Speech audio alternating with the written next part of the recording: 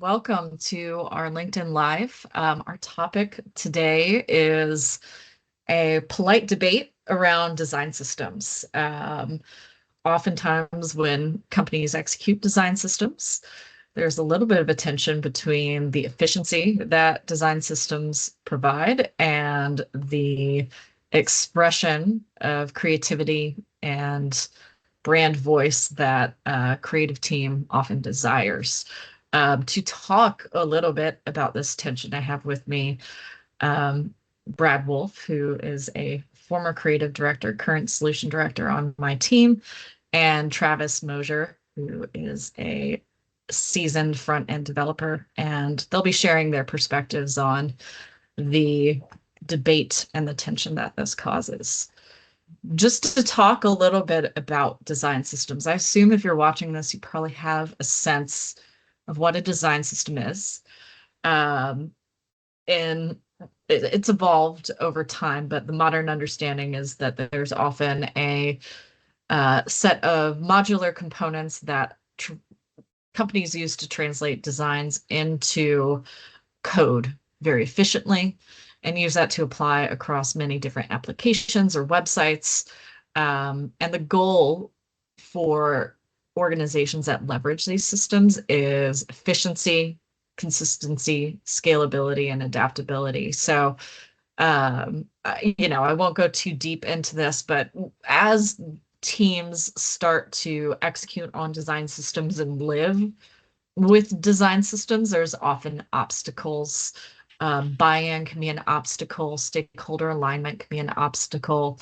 Sometimes the technology itself is an obstacle. Figuring out governance can be an obstacle.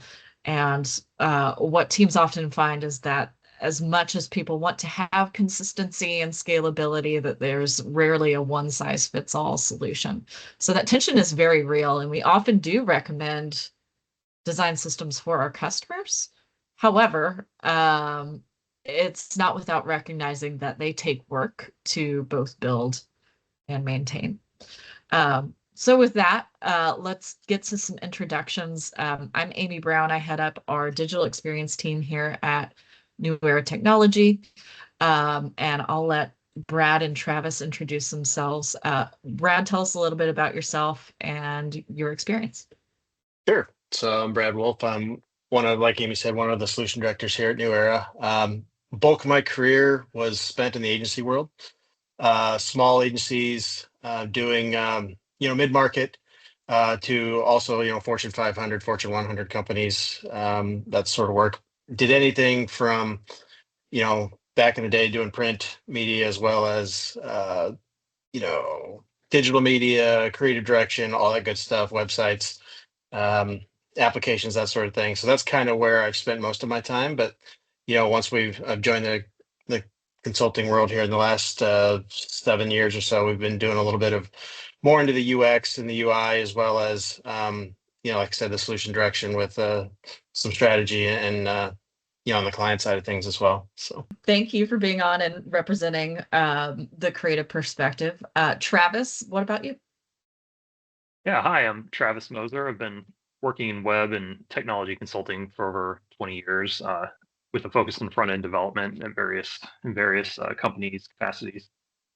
In recent years, I've become really interested in design systems. I enjoy the way they bring together uh, collaboration of like design and development and users.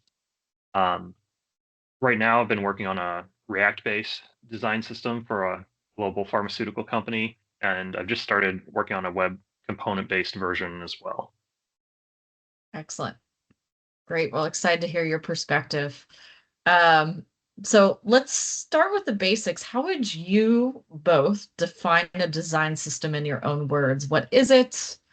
What isn't it? Has your understanding changed over time? Brad, do you want to start? sure.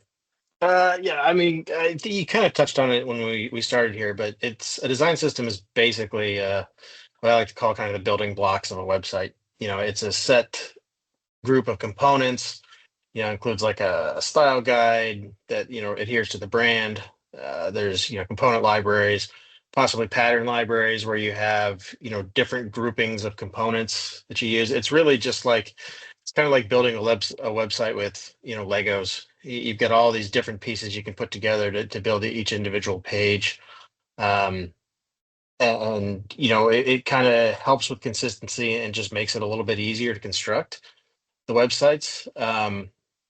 But I think it's a pretty important, or it's a great tool for the right type of product. It just depends on what you're looking for. So Great. Travis, what would you layer on in terms of your definition of a design system? So I'd say it's, from my perspective, it's like a shared language between design and development. Collection of reusable components. But beyond that, guidelines and patterns to help build products, basically. Great. Yeah. Awesome. So hearing all of this about Lego blocks and patterns, Brad, as a creative, I imagine that could sometimes feel limiting. Do you think there are real drawbacks for creative teams using design systems? And if so, what specifically might cause frustrations, or have you seen cause frustrations? sure. Yeah, I mean, I think there's an argument for yes, there's a limiting factor to a design system, only because you're not given quite the freedom you might have had if there was nothing in place. That said, I mean, usually the type of products or the projects where a design system is in place, or the clients, are pretty large scale clients. So you probably aren't going to have the freedom you would want to begin with, just working inside of their brand and all that. And one of the things that I think a design system really helps a designer is that it allows the designer to focus more on the elements they can affect. Interesting. So like whether it be graphics or any way of how you're piecing the different components together, you can focus more on that creative aspect as opposed to making sure all the padding's correct, and everything's the same way, the fonts and all the styles are correct. It allows you to have a little more focus, where you're not wasting your time, but you're not spending lots of creative time trying to make sure everything's aligned properly, because it should already be in place just given the design system. That's a really interesting perspective. And, I guess I certainly wasn't thinking about it that way, in terms of spending more time on things that are potentially more impactful, or at least less repetitive, which I certainly think is behind the spirit of design systems. Um, though certainly, again, having that kind of finite view might feel restrictive in some scenarios. Travis, as a developer, you're kind of coming at this from a different angle. Do you find design systems limiting, or is that even a factor for you? Sure. Yeah, I think there can be some limitations depending on the system. I mean, one kind of obvious one is just you're limited to what is in the design system. So, say if you're wanting to build a component or use a component that's not, provided in the system, you either have to, extend an existing component in a way that maybe is kind of hacky, or build a completely Mm, custom component, which kind of defeats the purpose of having a design system. So there's kind of that, you know, always that tension between flexibility and consistency that can kind of get in the way of, what you're trying to deliver. Um, and then maybe one that's kind of less obvious is just, design systems can have some complexity and overhead. So, there's mm, always, with any mm-hmm. type of, system like that, there's going to be a learning curve for new team members, or people who weren't in the loop on the building of the design system. You can't just build something and call it a day. You have to follow the conventions and use the API that's provided. Um, so in some ways it can feel like a design system's, at least initially, a design system slowing you down rather than speeding you up because you have to learn how to do things the way the design system wants you to do them. And then kind of similar is there's, the whole governance and process portion of it. So like say if I'm building a site and I want to use something that's not provided by the design system, in order to get that included into the design system could be a bit of a chore depending on how much process there is around that. Interesting. So yeah, so there's so you can have that you could have that disconnect between the product team or the end users, and but while still wanting to maintain stability in the design system that can create a tension there. Yeah. It's interesting. We'll talk more about kind of governance and change management here in a minute, but that is, and it really leads nicely into my next question. At the top of the call, I listed out things that we've seen as challenges. Do you think design systems inherently cause friction in organizations? Like, and is that friction a problem? Is it a good friction? Brad, I'll toss it back to you. What do you think? Yes and no. Okay. So most definitely it's probably going to cause friction initially, no matter what, because whether it's creative developers, everybody likes to do everything their own way to some extent. So having to conform to a design system can be challenging at first. And if you don't get buy-in from those teams, it's never going to work. It's never going to save you time, or it's never going to help if people don't engage and use it.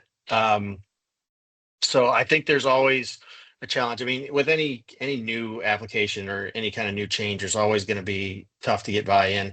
I mean, just look at all the UX platforms that have been out there, UX and design platforms with, the Adobe XD and Figma, and who is going to win, all that. Every time you have to learn a new application, there's some friction there, and there's some challenges. But once you start to buy in, it's going to make your lives a lot easier.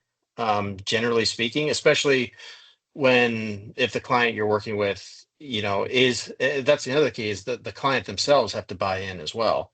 It's not just the teams that are working on it, but they have to utilize it. You can't have, like Travis was mentioning, how doing one-off components or cluttering up the design system. It has to be kept relatively clean for that reason, or it's hard to use.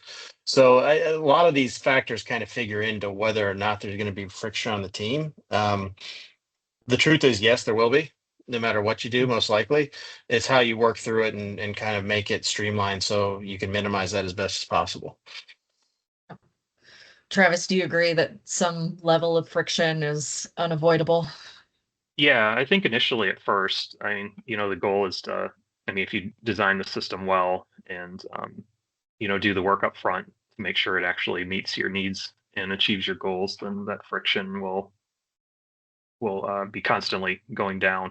So, yeah. Yeah, that's that upfront work. I think it cannot be understated how important it is to build the culture around it, get the buy-in, because at a certain point, regardless of how beautiful your design system is, someone's going to want to change something or evolve the rules or change the parameters. And I think you hit on this, Travis, the governance of a design system is nearly as important as the actual product itself. Talk to me a little bit about that topic.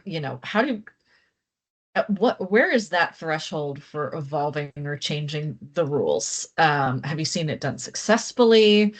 Are there bad ways to do it? Are there good ways to do it? Brad, I'll start with you. Yeah, I think a lot of times when as you start working in design systems, you keep developing it, keep working through it, you're going to realize patterns or issues that may arise that you could probably shift in the rules of the design system. Mhm.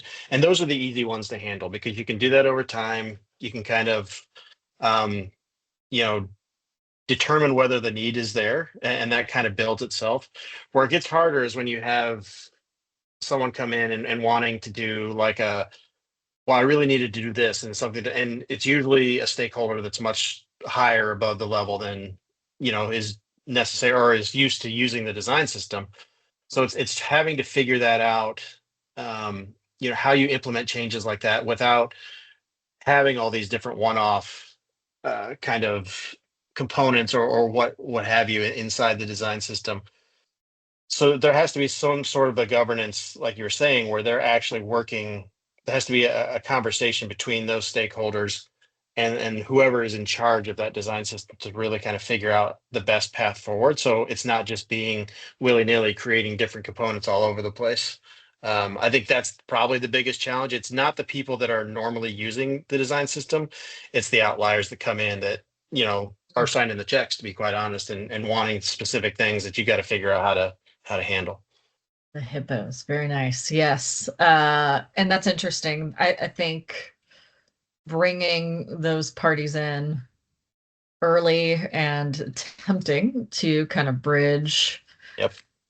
the buy-in with them as well is very important, not just with the people using it. I think that's pretty insightful. Travis, same question to you. What's your gauge on like when is it time to evolve the rules? Have you seen that done successfully? Hmm. Yeah. So, well, I think one important point, kind of to step back a little bit, is that kind of talking about in general evolving the design system is that you're going to have to plan on some evolution of it. So you got to make sure you've accounted for that in your governance strategy. Um, you can do Yep. all the planning up front that you want and talk to all the stakeholders, but I mean, oftentimes people don't know what they actually want until they actually start using it, Right. and also people don't know what they don't know. So I would say, do all the planning that you can within reason, but also plan for the unexpected. Um, and so as far as like when you kind of need to determine when the design system needs to evolve, um, it's all coming down to user feedback. Like Brad was saying, Mm-hmm. if you when you see the users either giving you direct feedback, or you notice that they're building a lot of workarounds, or wanting to build things that the design system doesn't provide, that's a good indicator that maybe the system's either too rigid or just needs to be add some more components to support more use cases. Um, now I mean, I'd say if you've kind of come to the conclusion that you need to completely throw out your design system and start over, then that's probably an indication that you didn't do a good job didn't do your due diligence at the beginning to actually Yeah. get the requirements correct at first. But like as far as a specific example I can think of, like where it was just a small evolution where a process actually worked well. A good one is like when a new accessibility standard comes out, It's a great then going example. through, yeah, and having to, you evaluate all your components to make sure um, that they either meet the criteria or don't, and then, set up tickets and prioritize them to just go through one at a time and update those components so that they meet that new accessibility standard. Yeah. That's a very, very real example. We haven't talked a lot about that, but design systems are great tools for kind of baking in that web accessibility, and that is naturally going to require a level of upkeep. So certainly I think that's a good way for organizations to pressure test their governance cycles and make sure they have a process in place for upkeeping the system itself and making sure that any current usage of the system is also up to date, which is an interesting element of it too. I think clearly, as we're talking here, there's the conversations turning to this element of governance and making sure that teams kind of know when to flex and have a plan to flex. Um, and that requires a lot of investment. I'm just taking a big step back. If you're talking to an organization and they're throwing around the idea of a design system, how do they know if that's the right fit? Because it's clearly not a one and done thing. They've got to kind of feed it. So, and I'll start with you. What might you say to an organization that's trying to determine if they should go down the path of a design system? Like, what would you consider? Yeah, I think one of the first steps is kind of what you just mentioned. It has to be very clear they understand it's not one and done. It's not a, hey, we build this thing, launch it, and then we're hands off and it's good to go and you can just build all your web pages. It's something that definitely has to be maintained and most likely by a dedicated team, which generally pushes this towards rather large engagements or large clients that have really pretty good sized websites with lots of content, consistently changing pages, adding pages, doing Mm, that. That's really, for me, that's one of the biggest indicators is how big is this site and how big is this client, as far as what they're changing. Because, mom and pop's bakery who needs a website down the street, they're not going to need something like this. right, That's right. where that creativity, form over function, kind of gets into play a little bit. You're really, when you're implementing a design system, you're really focusing more on the form, or more on the function, I'm sorry, and less on that creative form. It's executing the best you can for them. And it's really, you've got to try and gauge their culture as far as, are they willing to take this on? One, are they excited about maintaining it and getting involved?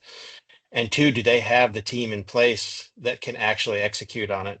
And will they stay the course? Because there will be, roadblocks, or there's going to be bumps in the road for sure.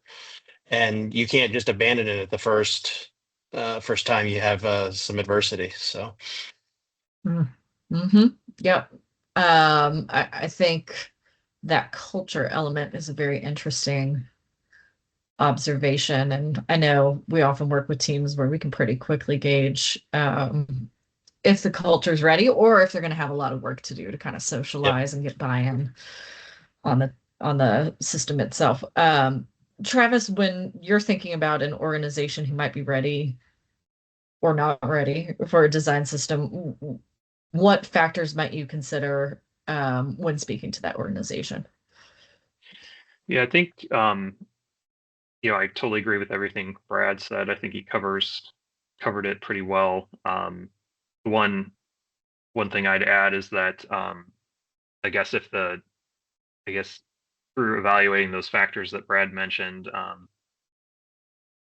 I would say if they kind of come to the conclusion that a design system is too much for them, I'd say, you don't have to go that big. You can build something smaller, just like a basic set of components, which I guess would Yep. not be a design system, but just like a component library, Mhm. and just kind of a way to dip your toe in. And then if the organization grows where you need have like different channels or different properties that or products that'll be using these components, and you kind of come to the conclusion that you will then need a design system, you can build off that component library, and you've already established some of the processes and already maybe have buy-in from both design and development, so then it's kind of an easier transition.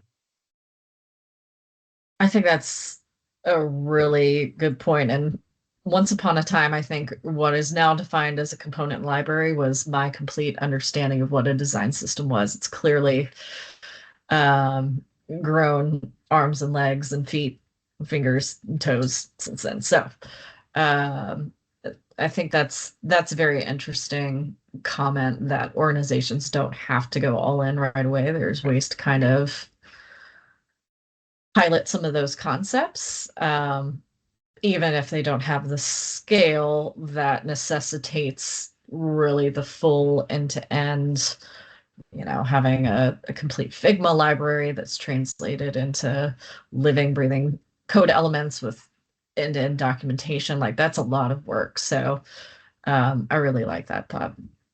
Well, there's also a timing issue there too, because I mean, if you're Mm, developing a full design system, I mean, that's an engagement in itself that could take, months or if longer. not And longer. then, yeah, and when you can maybe just do a simpler like style guide and component library to get them started, and that gets their feet wet and also takes a lot less time to get them rolling. So That is very true. Yeah. Yeah, you Again, may what I not be able just, to.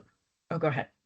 I was just gonna say, yeah, you may not be able to completely put all your development or design on hold while you are building the design system, right. right? You may have to keep going. World does not stop for the design system. That is very true.